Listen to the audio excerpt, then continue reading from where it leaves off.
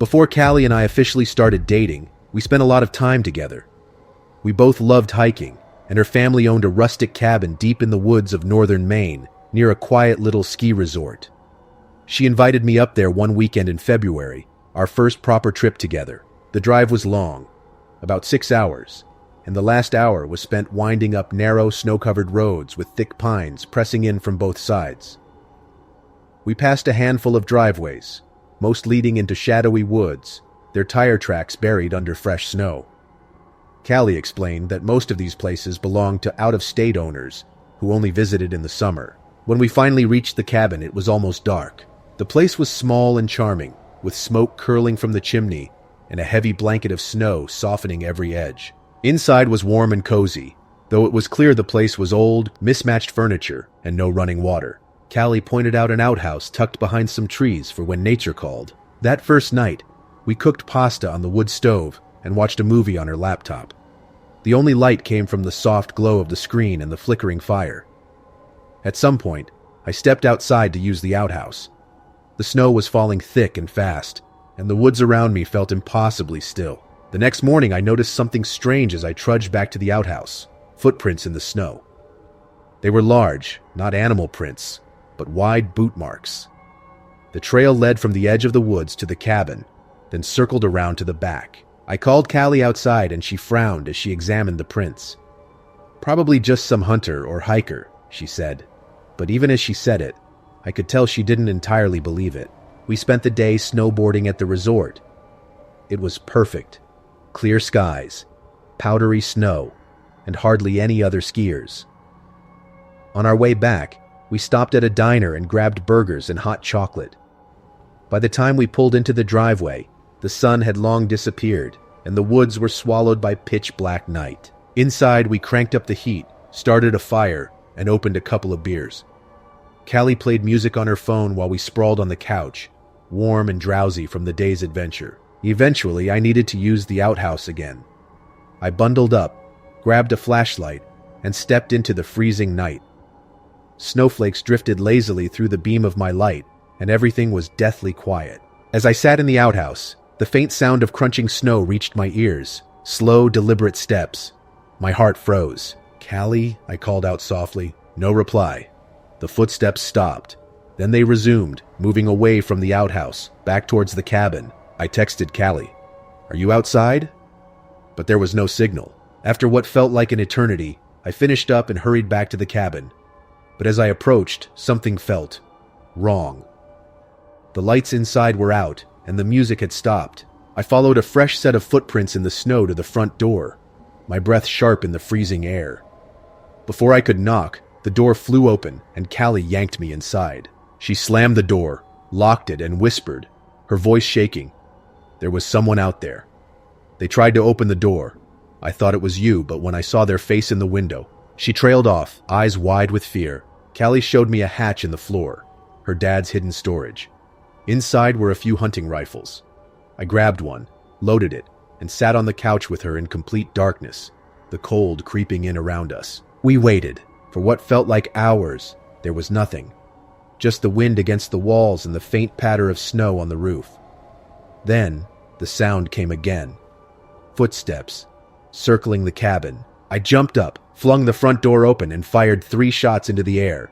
My voice was raw as I screamed into the night. "Get out of here!" The footsteps stopped. Silence returned, thick and suffocating. We didn't sleep that night. At dawn, we packed our things and left, following Callie's dad's advice to get out as soon as it was light. As we pulled away, I glanced back at the cabin. Snow had covered most of the footprints, but I could still see faint tracks leading into the woods, deeper and deeper, until they vanished into the trees. We never went back to that cabin. Callie's family put it up for sale later that year, and part of me hopes whoever owns it now never has to hear those slow, deliberate footsteps in the snow. Before the next story, if you're new to the channel, make sure to subscribe so that you don't miss any of these terrifying stories. The winter of 2018 in England was one of the heaviest snowfalls I can remember. At the time, I loved the snow, loved the silence it brought, the way it muffled the world. But after what happened, I can't stand it anymore. My parents had planned a weekend trip to visit family in Devon. I was 16, and I wasn't thrilled about the idea of being stuck in a stuffy house with relatives I didn't particularly like. So, I faked a stomach bug. To my surprise, they believed me and left me in charge of the house. I was old enough after all. Saturday was perfect. I played Fortnite, binged Netflix, and spent an hour outside throwing snowballs for our dog, Luna. She's a scruffy spaniel with boundless energy, and nothing makes her happier than bounding through fresh snow. That evening, around 7 p.m., hunger struck. The fridge was full, but everything required too much effort. So I decided to walk to the local fish and chip shop in the village. It was about a 15-minute walk down a narrow footpath. Locals call it the Cut, lined with skeletal trees and flickering old street lamps. By the time I got my chips and battered sausage, the sky had turned a deep blue and black, and the snow had started falling lightly again. Clutching the warm paper bag, I started back through the Cut. About halfway home, I heard it, a snap from somewhere in the trees to my right. I froze, heart hammering, and turned my head slowly. The orange glow from one of the street lamps barely lit the woods, casting long shadows across the snow. Nothing. Probably just a fox, I muttered to myself. But then I heard it again. 2 sharp cracks, closer this time. I walked faster, my breath fogging up in the cold air. I reached the final stretch of the Cut, where the last street lamp had been out for months. That section was pitch black. I hesitated for a second before pressing on, gripping the greasy paper bag like it was a lifeline. Then I heard it, a new sound, footsteps, crunching, heavy. I spun around, and my stomach dropped. A silhouette stood under the dim light of the second to last street lamp. It was tall, and it was running straight at me. I bolted. Snow kicked up around my ankles as I sprinted, slipping and sliding, barely staying upright. I burst out of the Cut, Luna barking madly from behind our front window. I fumbled with my keys, my gloved hands clumsy and shaking. The figure was close now, maybe 20 feet away. I jammed the key into the lock, threw myself inside, and slammed the door shut behind me, bolting it tight. I stood there panting, staring through the frosted glass window. Nothing. The street outside was empty. I tried to calm myself. Maybe it was just someone messing around, another local trying to scare me. But that explanation didn't sit right. I spent the next few hours watching Netflix, Luna curled up at my side. I couldn't relax, though. Every creak, every gust of wind outside made my skin crawl. Around midnight, Luna started barking, loud, frantic barks directed at the back door. I felt my stomach tighten. Slowly, I walked to the kitchen. The glass pane on the back door was foggy from the cold, and the garden outside was barely visible in the dim porch light. I flipped the outside light on. Nothing. Fresh snow blanketed the garden, and it looked undisturbed. I sighed, dragged Luna away, and went back to the couch. But something nagged at me. The snow. It wasn't entirely undisturbed. There were tracks leading to the back door, my tracks, from when I'd come home earlier. Wait, I came in through the front door. Ice pooled in my veins. Slowly, I turned and walked back to the kitchen. The cold was more noticeable now. My breath fogged in front of me. The back door was open. Wide open. The layout of our house meant 3 directions from that doorway: the kitchen, the living room, or the stairs leading up to the bedrooms. As I stood frozen, there was a faint sound above me, a light thump. Upstairs, my body moved before my brain could catch up. I grabbed Luna, snatched my phone from the table, and bolted out the front door. I didn't stop running until I was at our neighbor's house. I pounded on their door until the lights flicked on and Mr. Harris opened up, bleary-eyed and grumpy. His expression shifted when he saw my face. After I explained what happened, they let me in and called the police. The officers took nearly 40 minutes to arrive because of the worsening snowstorm. They searched the house top to bottom and found nothing. No one was there. But when they checked our CCTV camera, one my dad had installed above the back door, it showed something. Just minutes after I had left for the chip shop, a figure emerged from the woods behind our house. They walked calmly up to the back door, slipped inside, and disappeared into the shadows of the hallway. About an hour later, just before I returned home, the same figure darted out of the house, vaulting over the back fence and vanishing into the snowy woods. The tracks in the snow had been filled in by fresh snowfall, leaving no trail to follow. For weeks after, I jumped at every creak in the house, every shadow outside my window. We installed new locks, brighter outdoor lights, and motion sensors. But it didn't change the fact that someone had been in my home, watching me. And worst of all, they knew I was there alone. Before the next story, if you're new to the channel, make sure to subscribe so that you don't miss any of these terrifying stories. I'm 27 now, but this happened when I was 26. My mom passed away a few years back, and my dad, Mark, has been blind since I was a kid. Fortunately, he made some smart financial moves early in life. He sold a successful energy business, which left us comfortable and able to manage multiple rental properties. My sister Amy and I live together in our family home, while Dad lives in a cozy one-story condo about 10 minutes away. It's within walking distance of the village, where he can get groceries and run small errands. Dad is stubbornly independent and manages well on his own, but Amy and I take him to doctor appointments or anywhere too far to walk. This all happened during a brutal winter storm. Amy was staying over at her boyfriend's house about 30 minutes away, so I was home alone. The snow was relentless, thick flakes swirling under the streetlights and roads coated in slush. Something gnawed at me that evening. I decided to call Dad just to check in. He still prefers his landline over his smartphone because, in his words, why fix what isn't broken? But the call rang 4 times before going to voicemail.